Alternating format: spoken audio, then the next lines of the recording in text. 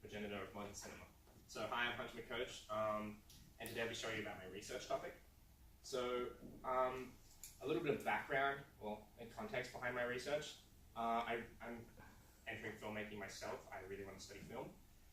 Someone that's really predominant in the film industry in the 20th century is Akira Kurosawa. So he was born in Tokyo in 1910, and then he died in 1998 in Tokyo as well. He was a really predominant Japanese filmmaker. His career spanned from the 1940s to around the late 1980s, with various films in between. He's a winner of many awards. For instance, one of them being the Venice Film Lion Award that he won in 1951 for the film I'm about to talk to you guys about. And then he also won an Academy Honorary Award, which is a very highly prestigious award, which I'll talk about later. So the film that I'm going to be researching and analyzing is Rashomon. So after like a brief stint in painting, Akira Kurosawa, his brother, died, and he was in the film industry, so he entered the film industry as kind of an homage to his brother. And then his first film was in the 1940s during World War II, which is called Drunken Angel. And because it was such a critical success, he opened up his own, he was in collaboration with his own studio company, and then he released this film in 1950. So in 1951 it appeared at the Venice Film Festival, but with a little bit of critical backlash from Japanese critics instead of actual Western critics. It was praised by Western critics, but despite winning awards in Japan, it was kind of, they saw it as a non-Japanese film and wished that a different film by a different director was put into the film competition to kind of reflect like the Japanese film industry. So the film itself was only really respected on a Western scale of audience. But in 2008, obviously, the film was preserved by the Academy, which means that it's part of their film archive for kind of supposedly life.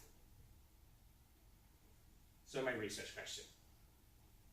In light of early 20th century film studies and his own Japanese cultural context, what aspects of Akira Kurosawa's personal style are evident in Rashomon 1950, foreshadowing his acclaim as one of the greatest filmmakers of the 20th century?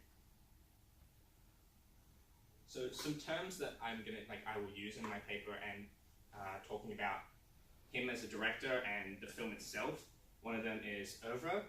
So oeuvre is clearly defined as the body of work of a painter, composer, or author, or in our case, a filmmaker. This encompasses his entire body of work, his short films, his films, and anything else he's done.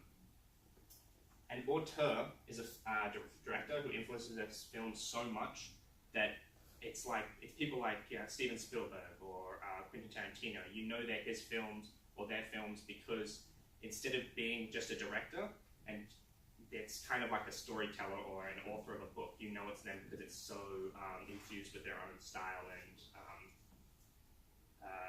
like personal essence. So why am I researching this? This is the reason that he won the Academy Lifetime Achievement Award. This is the quote they said before handing him the award. To Akira Kurosawa for accomplishments that have inspired, delighted, enriched, and entertained audiences and influenced filmmakers throughout the world. So I thought that was a really fitting quote to put at the start there, because what it really shows is, by such a highly regarded critics of film, the Academy showing that he is both an influencer and an enriched filmmaker really encompassed what I wanted to show the world that I saw in him, because I felt that when I watched his films, not enough people knew about them, but I had this, I felt this really strong connection to them that I also thought exactly what other filmmakers were thinking, which was really interesting to me, and I wanted to know why we think this. So some more importance behind it was these are some of my favorite filmmakers and what they've said about him. So, for instance, Francis Ford Coppola said that one of the things that distinguishes him is that he didn't make one masterpiece or two. He showed us, and he made us know 8 masterpieces, which is a really interesting comment, I think, because instead of just making films, he's saying that we joined Akira Kurosawa to watch what he had made us know 8 films, which is an interesting kind of comment, I thought. And then obviously Steven Spielberg also spoke about him, and then so did Martin Scorsese, which are very predominant names in the film industry. So I wanted to show the cultural importance and the cinematic importance because this will lead into my method later.